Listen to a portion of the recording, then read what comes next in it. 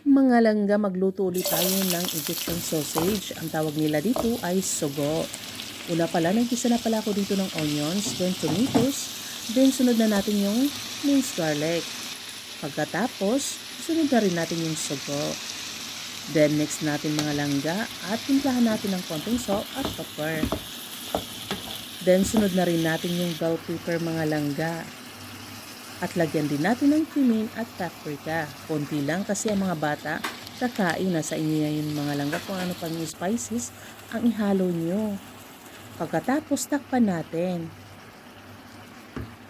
At ito na nga siya mga langga, malapit na maluto. So antayin lang natin ng 5 minutes mga langga. Maluluto na talaga to.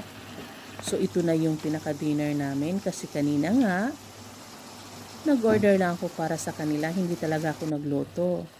So ano pa inaantay